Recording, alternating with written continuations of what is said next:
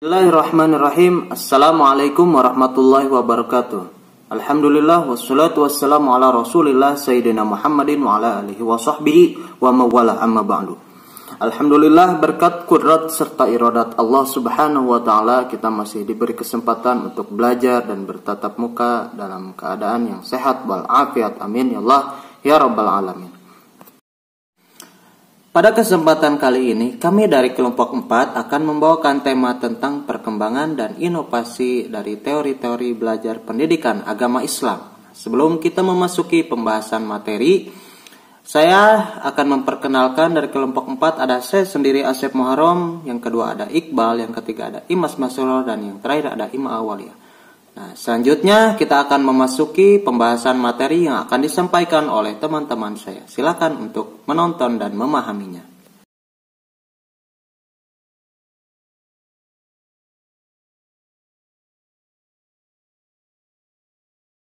Oke, baik, di sini saya akan menjelaskan tentang pengertian teori.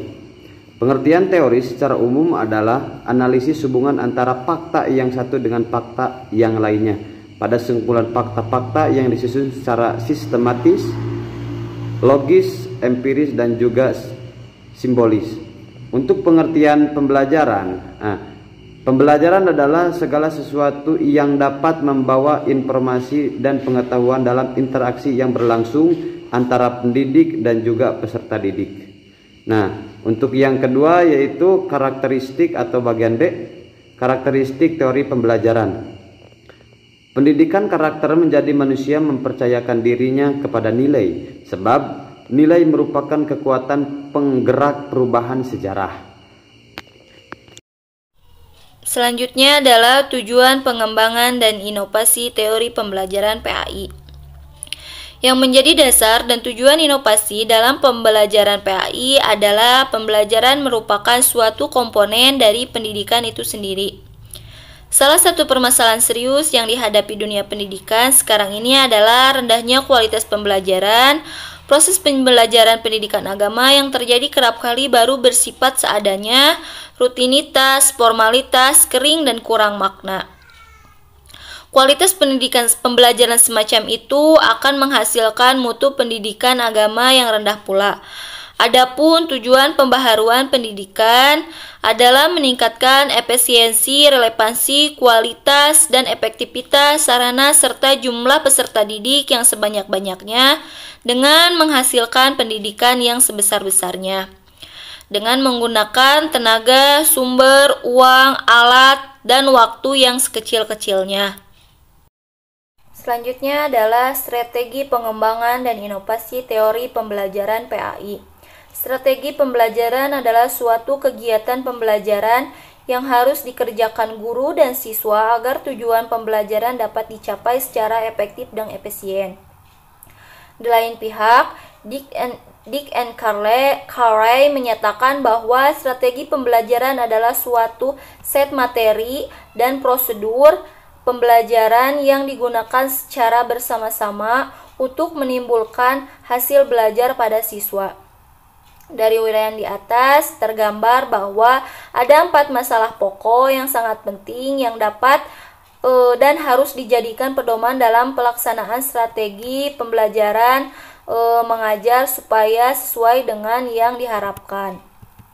Adapun 4 strategi yang harus dijadikan pedoman dalam pelaksanaan kegiatan belajar, yaitu yang pertama, spesifikasi dan kualifikasi perubahan tingkah laku yang diinginkan sebagai hasil belajar mengajar yang dilakukan. Yang kedua, memilih cara pendekatan belajar mengajar yang dianggap paling tepat dan efektif untuk mencapai sasaran. Yang ketiga, memilih dan menetapkan prosedur, metode, dan teknik belajar mengajar yang dianggap paling tepat dan efektif. Yang terakhir, menetapkan norma-norma atau kriteria keberhasilan sehingga guru mempunyai pegangan yang dapat dijadikan ukuran untuk menilai. Alhamdulillah, terima kasih kepada moderator yang telah memberikan saya kesempatan untuk memaparkan materi tentang langkah-langkah pengembangan dan inovasi teori pembelajaran PAI.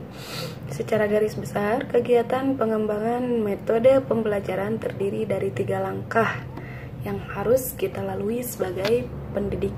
Yang pertama, kegiatan perencanaan, kemudian kegiatan pelaksanaan, dan kegiatan penilaian. Sementara itu, dalam rangka melakukan desain atau rancangan pengembangan metode, ada 5 langkah yang harus diambil. 5 langkah tersebut, yang pertama menganalisis kebutuhan dan karakteristik, kemudian merumuskan tujuan pembelajaran, kemudian merumuskan butir-butir materi secara terperinci, kemudian mengembangkan instrumen pengukuran, dan yang terakhir mengadakan tes atau uji coba revisi.